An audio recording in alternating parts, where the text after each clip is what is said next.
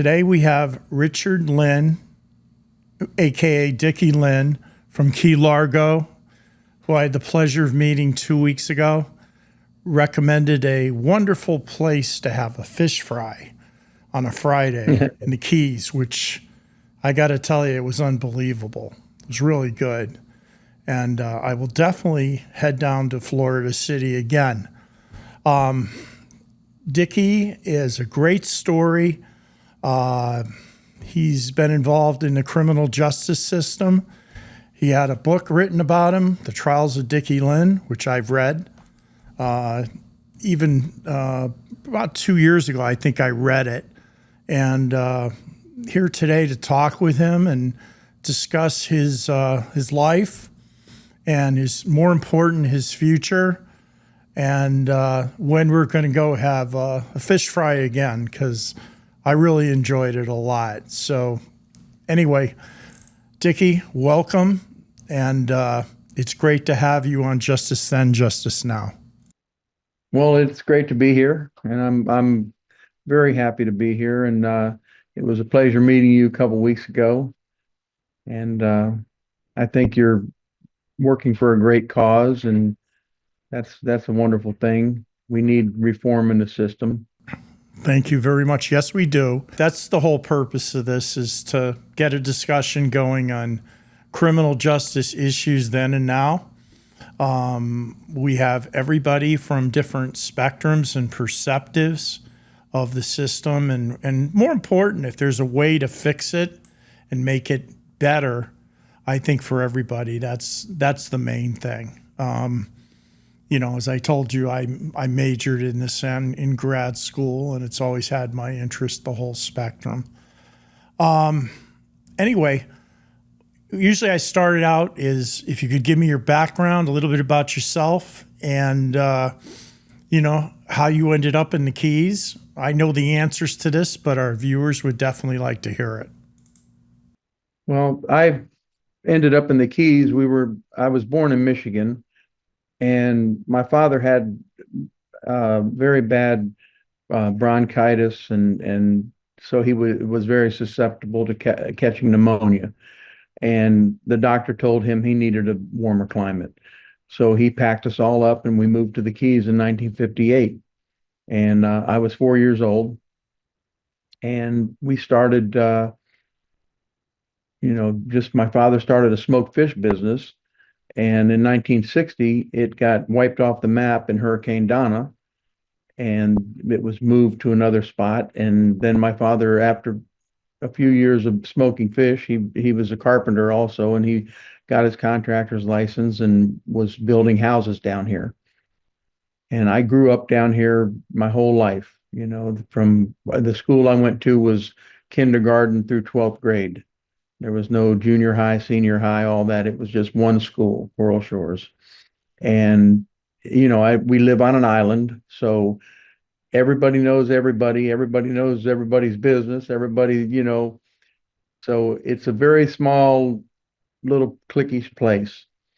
And in high school, I was more of the I don't know whether you'd call it a redneck but I was a jock. I was into sports. I played sports and baseball and football, and I was into all that. I was not into drugs. But when I graduated out of high school, the year I was supposed to graduate, my father was killed in a car accident.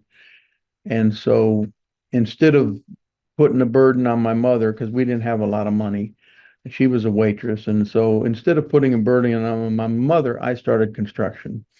And I was working with my brother, who basically took my father's business over. And I was making $4 an hour, digging ditches, pouring concrete. And so a friend of mine that I went to high school with came to me in 1973, and he told me that his dad wanted me to work for him because I knew the backcountry. I knew the water's very good around here because I grew up my whole life in the boat, diving and fishing. And so I said, yeah, well, you want me to work? What does he want me to do? And he's like, well, he wants you to go out and meet the mothership. I was like, with what? And he's like, well, with some pot on it. And I go, oh, at first I was like, oh no, and he goes, no, all you have to do, you don't have to touch it. All you have to do is lead the boat in. So I went out and I put a light down in the gunwale of my boat, and I led a 55-foot lobster boat into a house that they had secured as an offloading site. And a few days later, I got a brown paper bag with $35,000 in it. And to say the least, I was kind of ruined.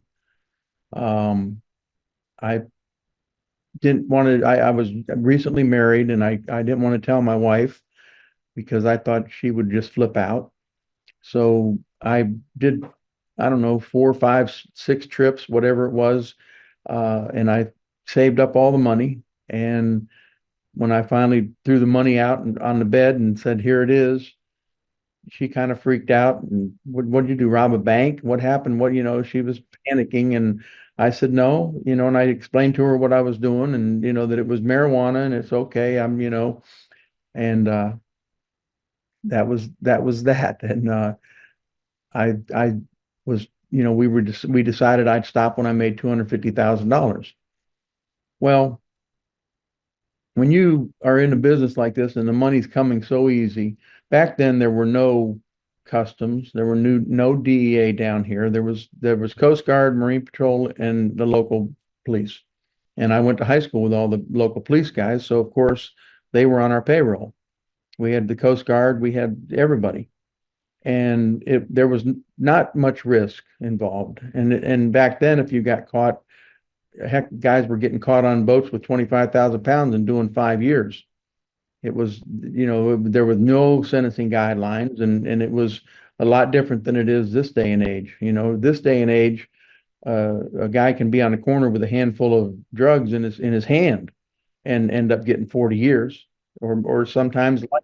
And there was no money laundering statutes anyway, right? There was nothing in the Right. There late was 70s. Yeah. nothing back then. Yeah. There were no treaties with the Cayman Islands or the whoever. It was wide open. And so I was going to stop when I made 250,000, and that came and went. And then I was going to stop when I made 500, and that came and went. And you get the greed factor takes over. It's so easy, and it's like it's easy money and it's fast money. And so I just got entrapped in it. It's like a whirlpool. The whirlpool spins you up, and you can go to the top of the whirlpool, or you can get spit out along the way, or you can get sucked down in it. And so in 1980, I got busted on a sting with a kilo of cocaine, and I went away to prison. I went away to a camp. Back then, a kilo of cocaine held a sentence of 24 to 36 months. Well, when I went away to prison, which I mean, people, you really can't hardly call it a prison. It was like a college campus. We had weights, and you played softball, and you ran. I mean, there was no fence, and you're around all these people in there that have done crimes like growing pot, or counterfeiting money, or flying drugs in, or whatever they're doing. And you're around them, and next thing you know, you're talking to them about this and that, and it's like, okay. So I mean, it was a finishing school, and it was like, uh, when you get out, it's like, do I want to go back and start digging ditches again, or what? And it was just, I got out, I tried to go back. I just want to ask you, what correctional facility was this for our viewers? Eglin Air Force Base. Okay, and that's up on the Panhandle, right? Up on the I've been Panhandle, there. and yeah, As a marshal, we talked and about that. And it right. is the way you described it. It's a camp. It was a camp. Yeah, back there's then. tennis courts. There's and Bowling the guys that alley. work. I remember going Yeah. there. Yes. Yeah. So go It go was, ahead. You were released and went back in.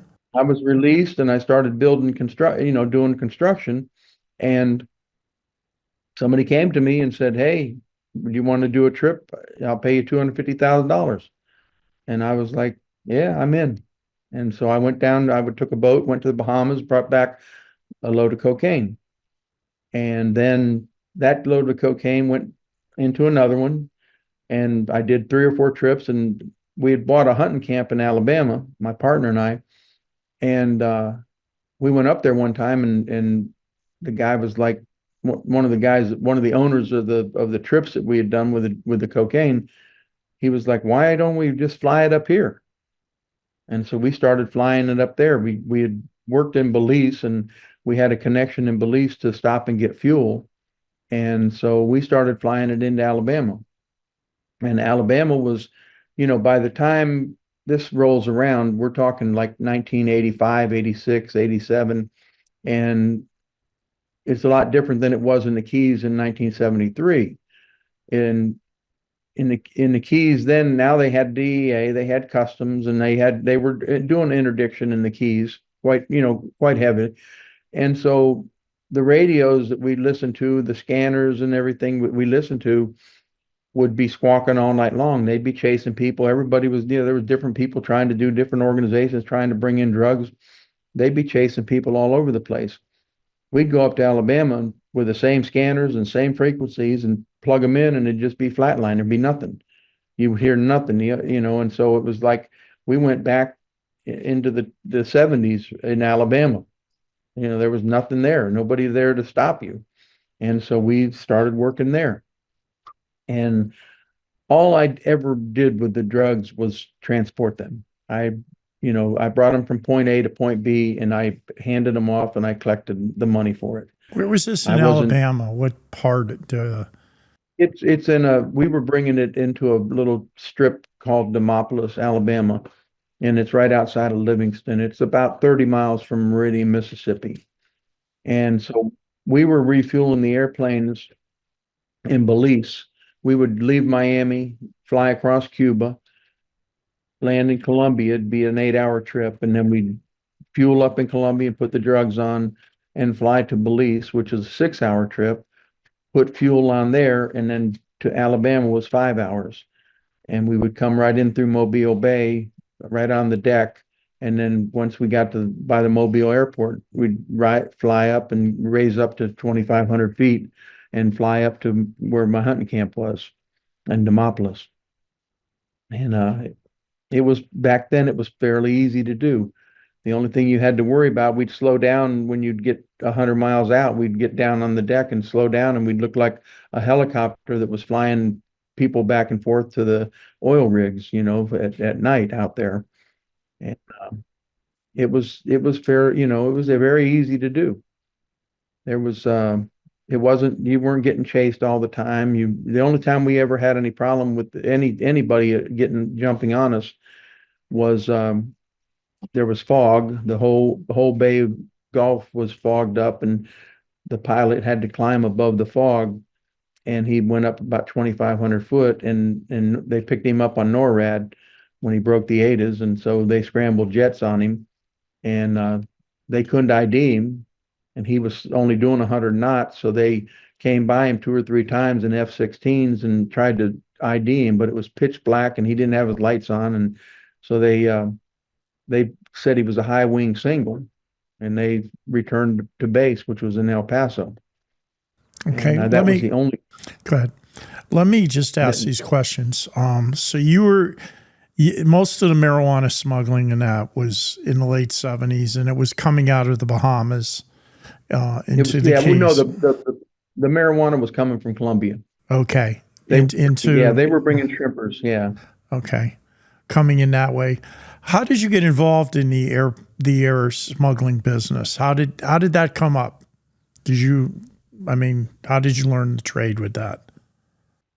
Well, I had a partner who was a pilot, and when we first started working in Belize, we used to race boats, and so when we first started working in Belize, it was a guy that we raced boats with had a connection there, and he told us about this, and we went down and checked it all out and everything, and we ended up flying some marijuana out of Belize and back into Louisiana and throwing it out, airdropping it. And that led to the refueling spot. Since we had the connection there for the marijuana, we had to get the fuel anyway when we'd go to get the pot.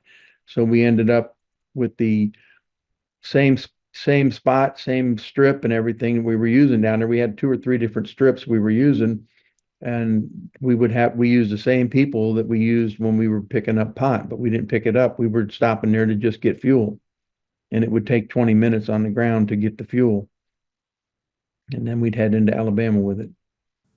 Okay.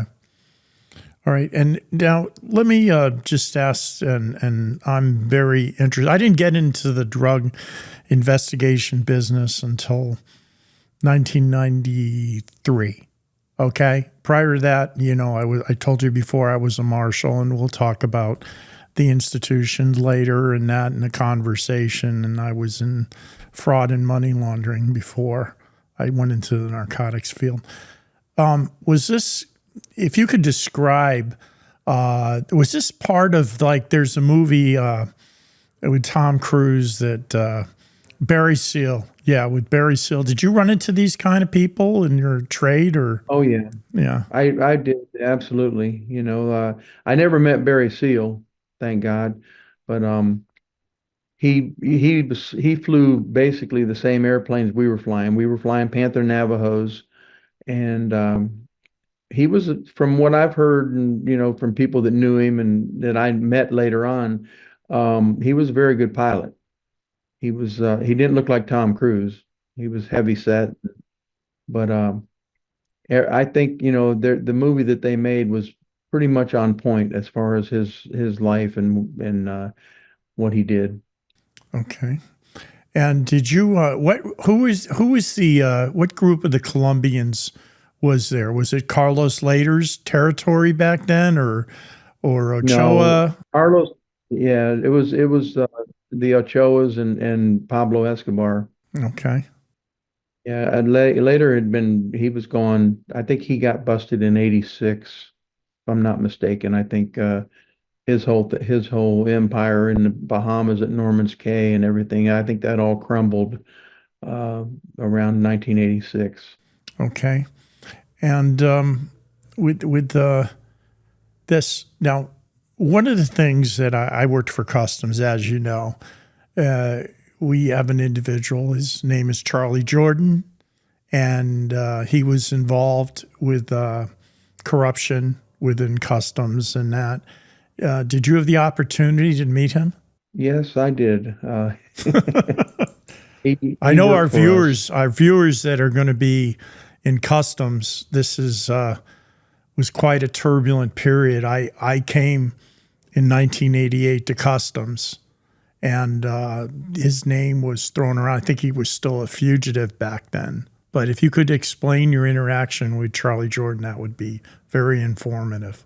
Well, like I told you before, that we started flying out of Belize and airdropping in a little place called Whiskey Bay, right outside of Baton Rouge, Louisiana. And I went to look at some strips up there to offload. We were planning on landing at first, and I met a guy, through the boat racing, and so we flew up there to see him and went to a little town called Opelousas, and we went right into the middle of a hornet's nest. It was, when I called him on the phone, his phone was wiretapped, and so I said, "Hey, I'm here. This is Dicky," and uh, he says, "Oh, I'll meet you at the airport." So he drove over to the airport and he got in the airplane with us. And back then they didn't have GPS; they had just Loran. But we went flying around his area there in Opelousas, and he had crawfish farms. And so down the middle of the crawfish farms, you had these roads that you could land on. And so our plan was to mark a few of these, get our waypoints and mark a few of these and just land on these crawfish farms. And after we came back to the airport and dropped him off, we flew to Baton Rouge, and Customs followed us in an airplane. And then we landed, we went and got a hotel room, and then went out to dinner that night. And then the next night we flew to Meridian, Mississippi, and rented a van to go to our hunting camp. Well, they tried to break in the airplane at Baton Rouge and put a transponder in it, and then they couldn't get into the airplane. And so then they went they put a guy in the tower at Meridian to watch the airplane because they figured we were going to do something there. Well, we went hunting. We went turkey hunting. So when we came back, um, the woman at the rental agency, I got in the van and she drove me back over to the airplane from the fixed base there, and she handed me a card of a customs agent, and she said this man was very interested in you. And I gave her a pretty good sized tip and said, thank you so much. And I went back and I told my partner, I said, hey, customs was checking on us here and, this and that. And he said, what do you think it's from? I said, I don't know. So when we got back to the Keys, Charlie Jordan lived about 4 houses away from him on a lagoon. So he flagged him over to the dock one day. He says, "Hey, can I talk to you for a minute?" And he comes over and he says, "Well, what do you have to do with Louisiana?"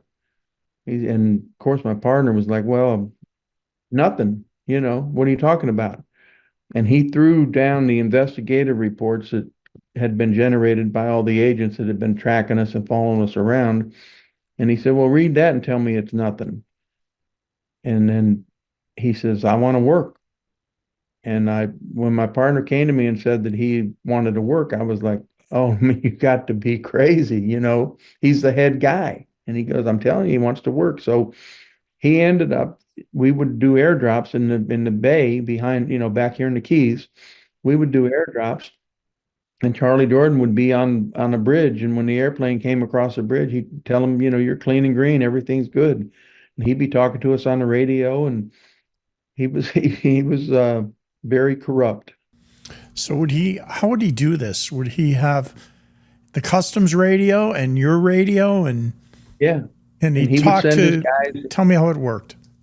Yeah, he would send his guys to North Key Largo or something. He'd say, there was something going on up there, and he'd send the guys up north, and we'd be down south.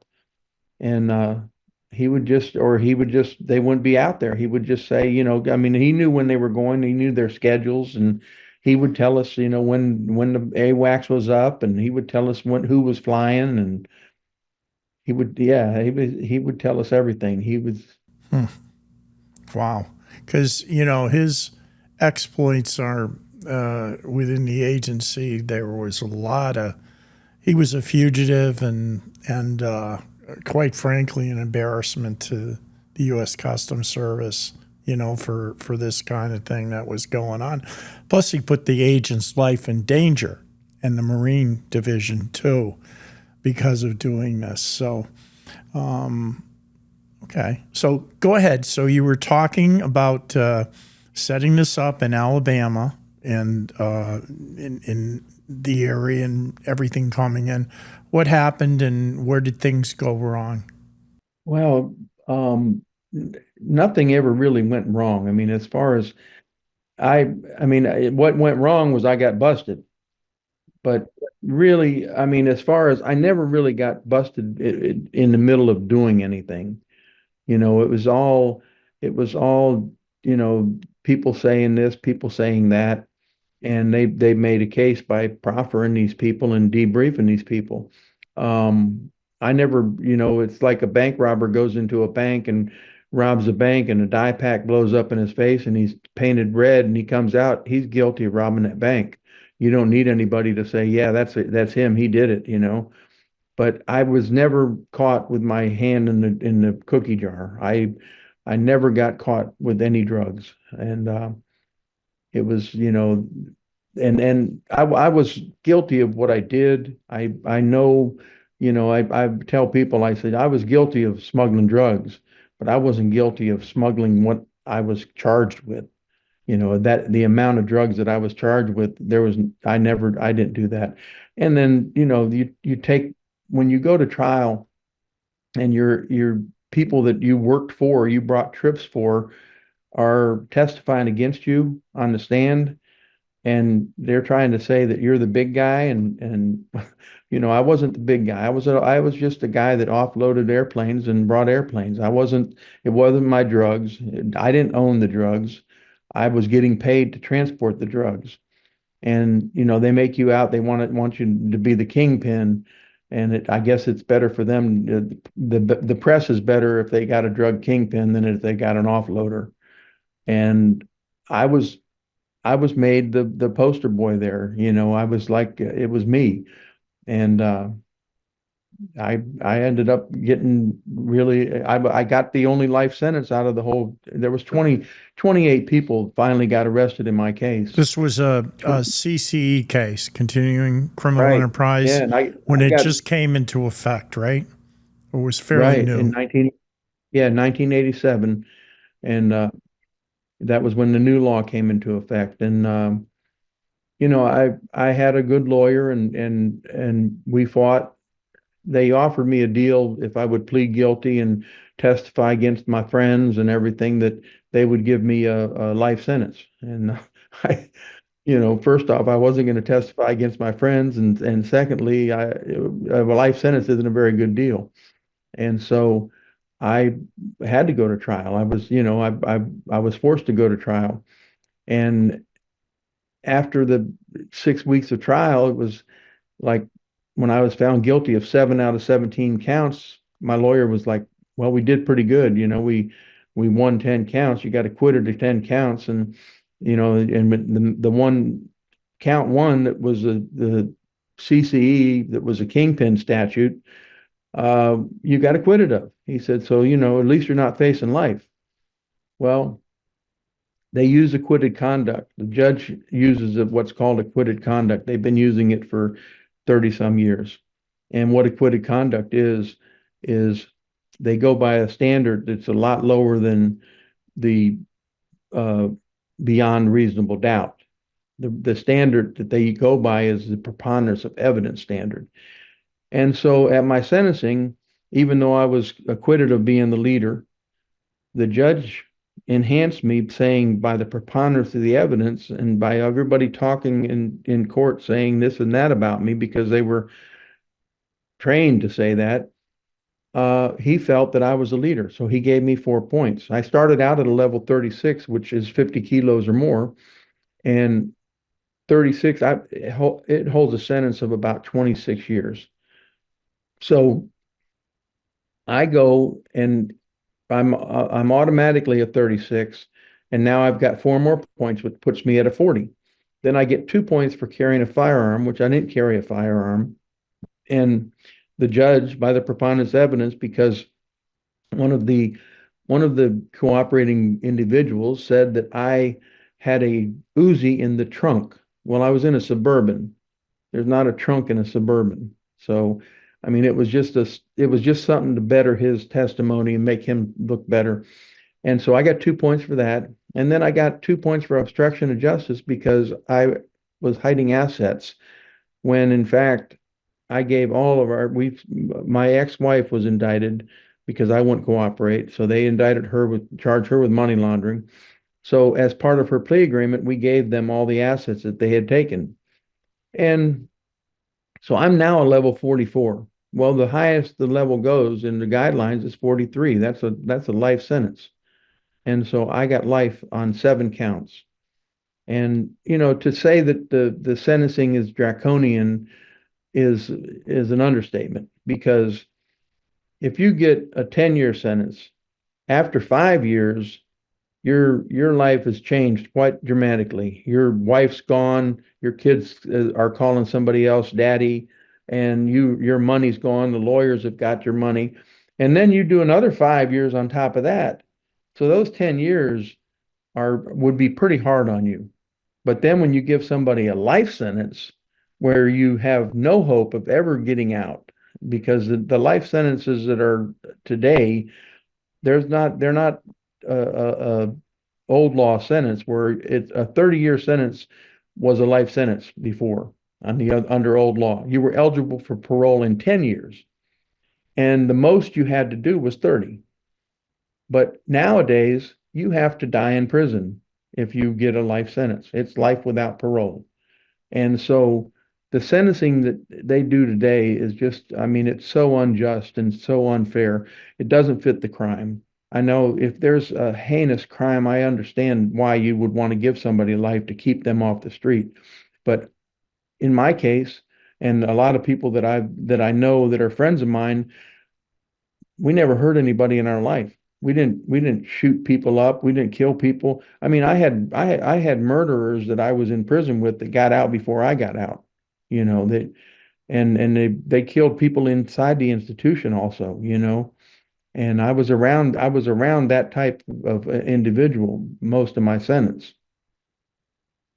But you give somebody 10 years, it's enough time to make you change your life. You give them 20 years, it's like what's the extra 10 for? And then you give them 30, what's the extra, it's just like it makes no sense to keep somebody in prison, especially if they're rehabbing, but there's not really a whole lot of rehab in the federal system because they don't have any type of technical schools to help you when you get out. I saw so many people in the 31 years that I was incarcerated. I saw so many people come and go because they would get out. They didn't have any people out there because their sentences were long to begin with, but they burned all the bridges on out there because they were addicted to drugs or whatever they were doing, and they would come back to prison and it would be like, hey, how you doing? I'm back, and then next thing you know, they leaving again. The other thing that's interesting is, and I've talked to Evelyn Bazan Papa about that, is you would actually see correctional officers go and watch them retire. They were rookies, and Oh yeah, then they'd retire in 25 years. yeah, Which is I saw amazing. that. Yeah. Yep, I saw a lot of them retire. Now, when you were convicted, where did you go? Let's talk about that after your trial. Where did you do your time at, and what happened when you were incarcerated? I know you've had escapes and that, but with just talking about that, and if you could let the people know what prison life is like. I've seen the inside of Marion and been there and dealt with the gangs inside, and when I was a marshal doing intelligence reports and things like that. So if you could shed what happened after that, and then we'll go back to talking about your sentencing, what you're trying to do now, and that. Okay. All right. Yeah, I when I was sentenced, when I first got sentenced, the same day that I got sentenced, I was taken directly to Talladega, Alabama, which is an FCI, which is a medium security prison, and that was where I was designated. And there were quite a few guys there that had life sentences, and I got sentenced on December 15th of 1989, and my mother passed away on January 5th of 90. And I started plotting to escape because, when a man gets down to nothing, he's got nothing to lose, and I really had nothing to lose. And so I started plotting to escape, and I saw a produce truck came in, and I was working in the kitchen. They had had a riot right before I got there. The Cubans had rioted, and so I got a job in the facilities as a welder, and I'd never welded, but they were going to teach me, and so they wanted me to go over to the Cuban unit and weld these plates on over the windows because the Cubans had been breaking the windows out. And I refused to do that, because it's a security job and it's something that they should have to do, not inmates. So they wrote me a incident report for refusing to work, and they locked me up. And I was in the hole about a week. And my unit team came in and they said, well, we're going to let you out, but we're going to put you in the kitchen. And I said, I don't care. You can put me anywhere you want to put me. So they put me in the kitchen, and I think it was like either the first or second day I was in the kitchen, I went out on the back dock, and I was sitting out there on like taking a little break, and here come the produce truck in there, and it had muffler was hanging off, and it was loud, and it came bubbling in, and I said, wow, this is pretty interesting. I said, in the Keys we had a truck similar, to what I had in mind to we used to haul pot out in and had a false wall built in it. So I got together with a guy, he was a dirt track racer, and I started talking to him about who fabricated his cars. And he had a guy that was local there. He was a local guy. He was from Georgia, and he said he had a guy that was a great fabricator. And I said, well, how about you think he would work on a truck for me? And he's like, yeah, for what? And I said, well, I want to put a false wall in the truck and bring some produce in here. And he was like, well, yeah, can I go with you? And I'm like, hell yeah, you can go with me. So he started plotting with me, and we got it all set up. We got the bill from the warehouse of the produce, which it was the same produce every week, but they had two different companies that would bid on it. They had Dixie Produce and they had Glaston Produce. And so we didn't know which company was going to get the bid for when we were getting ready to leave, because they came every Tuesday. So we had magnetic signs made up with Dixie, and we had magnetic signs made up with the Gladstone Produce. And so we found out who got the bid, and we went and got our own load of produce at Atlanta at the farmers market. Where did you get these signs made? We had somebody out there, make them. We had his father was involved and his brother was involved, and I had money back then. They hadn't seized all my money yet, so I had money, and I was kind of footing the bill on everything. And so they they got the produce, they got the signs made up, and Tuesday rolled around. We went out and got in the truck and left, and it was just like clockwork. I mean, it worked out perfect, and they that was probably the worst possible thing that I could have ever done was escape, because from that, I was gone. I was out on the street for 5 months, and in those 5 months, my appeal, I got captured. I was gone 5 months, and I escaped on March 27th, and I was captured on August 29th. And my appeal was dismissed on August 14th. So those 15 days that after my appeal was dismissed, I got captured. And so we asked for reconsideration because I was now in custody. Because the reason they dismissed my appeal was because I wasn't there to be Right, you were a adjudicated. fugitive. Hmm. Yeah, I was a fugitive and they couldn't adjudicate me. So they said I had no right to an appeal. And it was an old doctrine from 1896. And so they dismissed my appeal, and my two co-defendants, I only had two co-defendants out of 28 people. There were five of us went to trial. Two got acquitted and three of us got convicted out of 28 people. So my co-defendants, their appeal was heard about 16 or 18 months after I was captured, and it got reversed and remanded due to prosecutorial misconduct.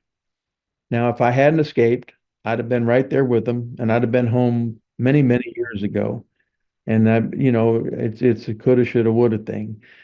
But I know now, I would never have escaped. But when I was in that situation, and every motion that we filed in court during my trial, every motion was denied. There was nothing that was granted, nothing. And it was like, and after the escape and my post conviction stuff that I filed, everything was denied. It was all procedurally barred because of the escape.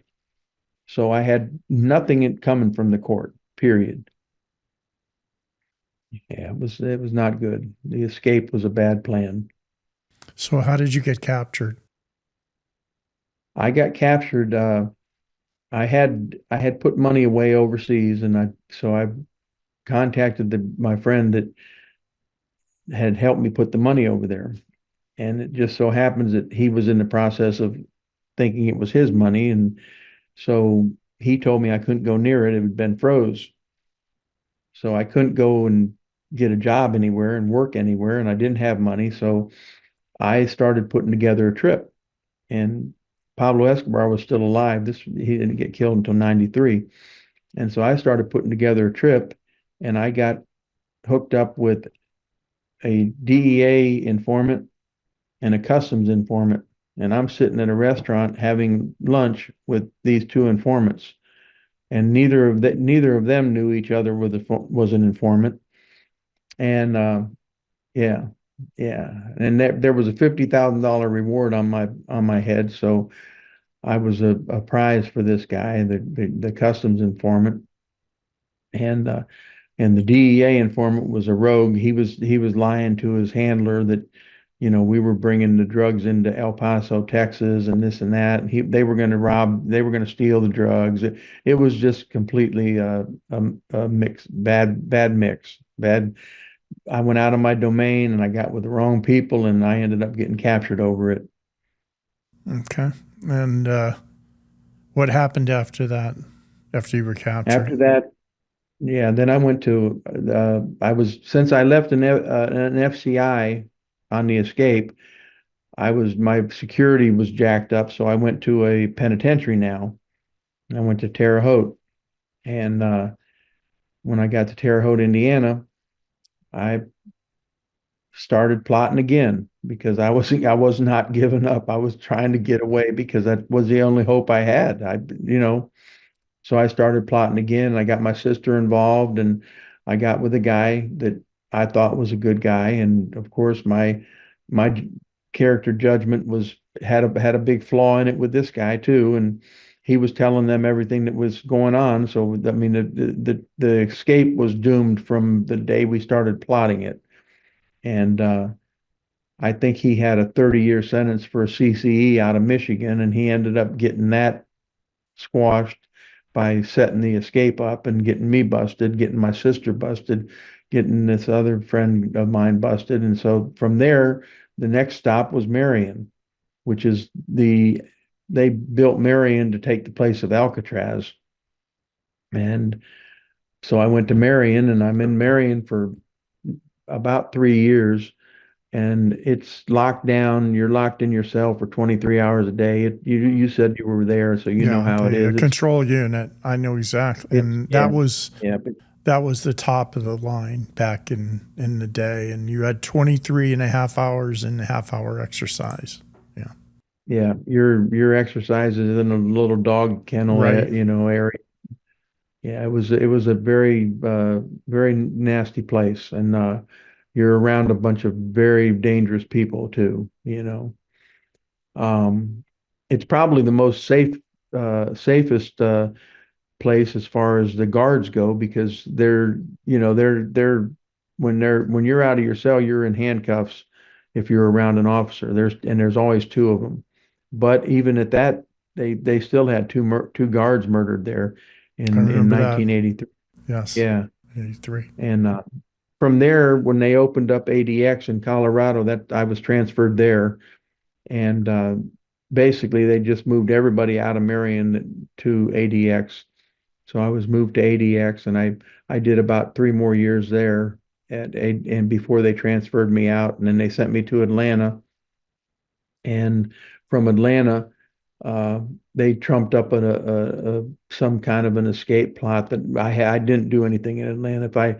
If I did, I would tell you now, because I'm an open book. I have nothing to hide. But in Atlanta, I really did not do anything. It was just some guy was trying to get him better himself, and he came up to me right after they opened the doors at count time and shook my hand. And I said, well, you just got here. And I walked him around the yard and introduced him to people. And the whole time he was trying to set me up on an escape. And there was two or three people that were involved with me that I didn't even know them, but they locked me up and sent me back to ADX for this escape. And so then I left ADX that time.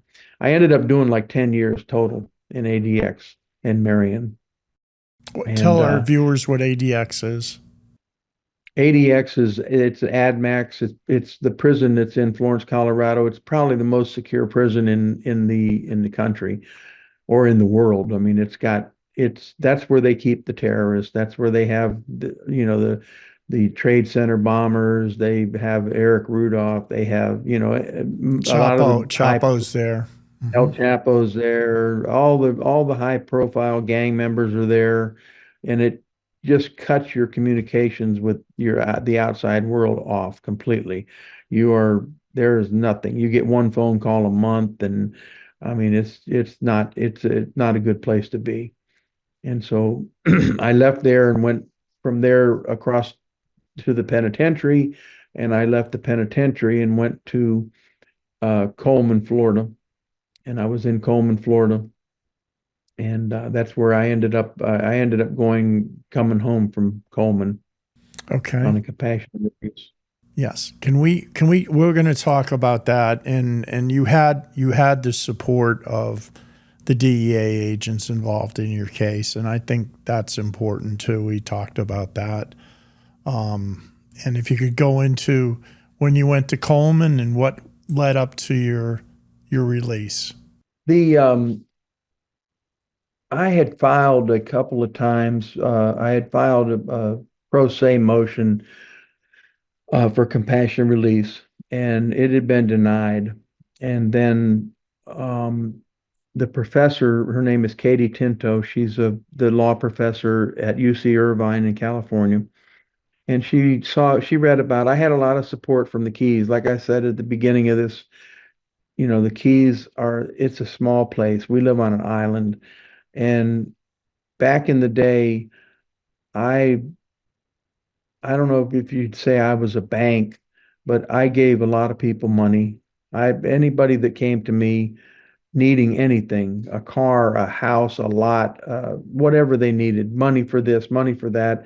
I gave people money. I wasn't, I wasn't robbing in like Robin Hood. I wasn't doing the Robin Hood thing, but I had money, and so I gave it away freely. And I mean, I tipped the waitresses and the barmaids and everybody very well. And I took care of everybody, and people that weren't really even my friends, I'd lend money to. I just was good. I was good with people. And so I had a lot of people that cared about me and loved me, and they were, they were all advocating for my freedom. And the Miami Herald had done an article, the little paper down here, the little free press had done an article about me coming home, and they had a parade where they had some flags and stuff with my, banners on there with my names and stuff, bring me home. And so when when Katie read this in the paper, she wrote me a letter, and she said, she explained who she was. And she said, I've read your case. I've read everything about your compassion release. She said, and, now that the First Step Act has come into play, she said the criteria has changed. And she said, and the judge in your case, I think that he really went by the old criteria and not the new criteria. Well, the new criteria is that you have to show extraordinary compelling reasons why you deserve a compassion release, and you have to have done 10 years of your sentence. Well, I had done 10 years of my sentence. I'd done 31, and I had some issues with my heart. My medical was not good, and so I had stents in my heart and some kidney problems. And you don't get very good medical care in the prison. I mean, it's anything that you have wrong, it takes a very long time. And most of the time you have to go, it's like the administrative remedy process is like filing a lawsuit against the prison, but it's in-house. So you have to go through these steps, which they call it, there's a BP 8, there's a BP 9, BP 10, BP 11, and they go all the way up the chain of command to Washington. You go from the first person you ask is your counselor, and that's an informal resolution, which is a BP 8, and he denies whatever you're requesting. And then you go to the warden on a BP 9, and he denies it. And it goes then you go to the regional director, and they deny it. They all just say, we're going to go with what the warden said. We're going to go with what the regional director says. And this process takes a year or two, sometimes 2 years. And sometimes when it gets to the last phase of it, you won't even hear from them. They won't even answer you back. So then once you've exhausted these remedies, then you can go into court with a lawsuit, a civil suit, and say that you're not getting medical care. And the Supreme Court says that you're supposed to have exactly the same medical care you would have on the street, but it's not like that in the federal system. So I, I had a lot of medical issues, and so Katie said she wanted to put three of her students on my case, and I was like, "How much?" She's, "No, no, no, we're free. We're a nonprofit," and I'm like, "Come on down," because I had spent so much money with lawyers over the years. I'm like, "This is amazing. You're going to do my work, this work for free," and so they filed the petition, and when they filed the petition, the government had to respond to it. And of course, they came with exactly the same thing that they'd always, oh, I had escaped. I'm this, I'm that, I'm violent. I'm no, um, it just was 25 pages of the same rhetoric that I had read so many different times. And I just threw it on the locker and I said, I don't have anything coming. And a few days later, the door opened up. The officer was standing there and he said, I he asked me for my name and my ID card, and I gave it to him. And he said, he asked me my number. He's looking at my card, and your card has your number and your picture on it. And I said, it's on the card. And he says, no, I want to hear it from you. So I told him my number, and he says, well, come with me. And I said, all right, let me get my shoes. And he goes, no, you don't need them. And we were locked down because of COVID. And so I said, no, I'm getting my shoes. So I sat on my bed and laced my tennis shoes up, and I going down the stairs. And as we're going down, of course, we had to wear masks, and he had a mask on, and he says, he asked me if I believed in God, and I said, absolutely. And he said, okay. I said, what's this about? He goes, yo, you're going to find out. And I'm like, is it my lawyer or who is this? Where am I? He said, you're going to find out. So I went in his office and he dialed the phone and he's got a folder in his hand. And I said, what is this, my lawyer? And he says, just hang on, you're going to find out. And so he said, I got him right here. And he hands me the phone, and it's Katie on the other end screaming that my compassion release had been granted. And so I started crying. She was crying. And I looked over and he was crying. Yeah, it was something else. And then I had to go back up the stairs because, like I said, it was locked down, so nobody was out of their cells. And I had to go back up, and everybody's in the window looking what's going on. And I had to go by my buddy's cell and tell him, hey, I was granted compassionate release. And I had 14 days before I was released. So you can imagine 14 days of just waiting and shredding papers, all my stacks of transcripts and all the motions I'd filed over the years. I was just shredding them up and putting them in garbage bags every day, every day. Yeah, it was pretty special. So tell me about your release. They took you to R&D and your family Yeah, came out. my God, not only my family, everybody came. I mean, when I went to R&D, and the officer, I knew him, of course, because I with the officers, I have officers to this day, okay, that were guards guarding me, that are friends of mine that come down here and go out on the boat with me.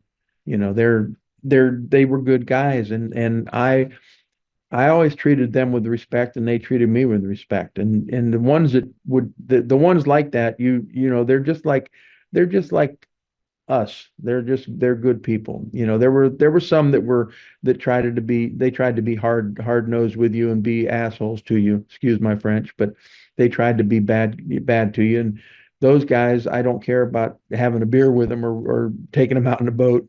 But the guys that gave me respect, I care for them. They're good people. They weren't there. They were just there to do their eight Do their hours and go job. home. That's it. Yeah. And you give respect, you get respect. So what have you been doing since you've been released? And what do you see in the future? I know you I know that you've given lectures and smuggling in the Keys, which I watched. It was very interesting. And what are you planning to do? You obviously have grandchildren, which are wonderful, and we talk. Yeah, I have five and one on the way, and they're all great kids. And I, I'd like I'd like to take them out, go fishing with them. And I've been doing a lot of fishing. I've been doing, and I do a lot of odd jobs, handyman jobs and stuff like that around town here. And I've been blessed to be where I'm at right now. I've got a beautiful girl, and we have a great life together. She's got three grandkids of her own, and we spend a lot of time with her family, and we have a great time. We're blessed to have each other. What what message? Because you've you had 7 life sentences, and that's probably the most sentenced prisoner I've ever or inmate I've ever heard of getting 7. I mean, even the guys that, like you said before, that were part of committed homicides in prison, they got life, and they got another consecutive conspiracy to commit murder. They got 2 lives. You got Right. 7. That's Yeah. that's how the times were back then. And that. What would you give as advice to a first time inmate in the future? Just based on, I mean, your story, the book, everything gives a big picture, but what would be the biggest advice you would give? And I appreciate the candor. Like you said, you were making $4 an hour and somebody hands you a bag of $35,000 in the 70s. I mean, Right. that's like amazing. And Exactly. that, Yeah. but what advice would you give to somebody? As far as giving somebody advice, uh, I like my son. If something sounds too good to be true, it is too good to be true. It's usually it, and it's like to this day and age, it's you get all these things on your phone, these people trying to scam you online and stuff. And if it sounds too good to be true, just step away from it. And as far as the drugs go, I, I never really saw the addict side of the drugs until I got into the Mobile County Jail. Um, there were a lot of heroin users that were in there, and in the prison system too. I mean, there's a lot of drug addicts, and we call them dope fiends, and they were literally they would do anything to get drugs, and I guess they were the same on the street. That's robbing, stealing, doing whatever, carjacking, doing whatever they had to do. And it's like I would tell my son, you know, uh, when you stop at a red light, when he was in Tampa going to school, I said, when you stop at that light at 3 o'clock in the morning and there's nobody around, I said, they'll run out and take your car. And he was like, "Oh, Dad, no, they won't do that." I said, "No, what? I hear stories about it every day. I hear them in here talking about it. So I know that they do that." And I said, "And if you don't give them your car, they will shoot you." And I said, "So just, you got to just be careful." But as far as somebody I mentored as a lot of people when I was in prison. So I was going to I ask tried to you. get yeah, I tried to get guys off of drugs, and I tried to work with them and stuff. And we had a group when I was in Florence. No, I mean, I'm sorry, excuse me. When we were in Coleman, we had a group, and we called it Stepping Out. And what we did, there was in Colorado Springs, there was a juvenile detention center, and we would have these meetings, and we would write letters to these kids that were in the juvenile detention thing. And we all we all had different kids that we would write to, and we'd write them and try to tell them. I mean, it wasn't a scared straight thing, but we would try to tell them, what it's like in there. It's like I've always said that if the judges in the federal courts were to have to spend 2 weeks in a penitentiary, they would think twice about giving somebody these draconian sentences, because in 2 weeks you would see some crazy stuff go on, and it's there's predators, it's not prison, a penitentiary is not a good place. And the only thing I could tell somebody that was coming in is that to try to better yourself, try to take courses, try to take class, whatever class you can take. I took the Microsoft computer. I took everything that was offered to me, and especially when you're in ADX because you're locked there in your cell, and everything you had to take, every class you took was on the TV. You didn't have somebody instructing you.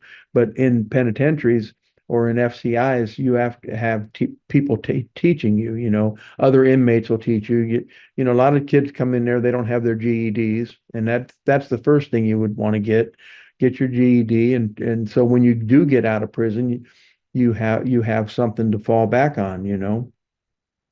But it's I just think that the time that people get for the crimes that they're committing this day and age is ridiculous.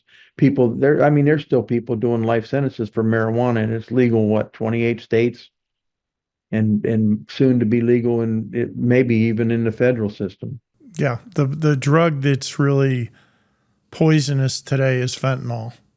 Fentanyl, And that yeah, is something you take and you die. I mean, right, and the it's crazy. population they're losing is of the population of like Lakeland, Florida, a day. I mean, that's just frightening. Yep, That's something that I mean, don't get me started. You know how I feel about border yeah, control. I retired from ICE, and right, the people that are getting here and coming in a different method. Let's just say not the method that my ancestors came here from Ireland. So right, so I think that needs to be addressed. Plus, the United States has the biggest supply and demand for drugs in the world. absolutely, You know, yeah.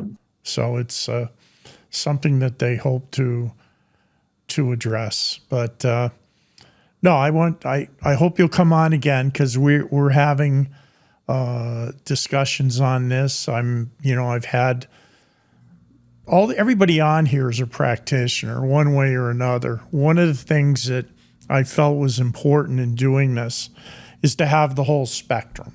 There's plenty of shows, Right. just law enforcement, just correctional advocacy and all that, but combine them. And most of your people that you see in the media, they're talking heads. Let's just call it like it is. Dicky, it Right. is. You're They absolutely right. they were chiefs of police. They had political careers. Other people talk about advocacy for inmates, and the best people to talk about that are people like you that are out now and moving on with their life. It's Right. just plain and simple. I mean, we have the experience. We have white hair now, and Right. little Yeah. little heavier and that, but it's something that needs to be brought to the attention. So, thank you very Okay. much. Sounds good. Please give my All best right. to Thank Judy, you. and we'll talk. Thank you. I will. Okay. See you, Take care, Dicky. Toby. Bye.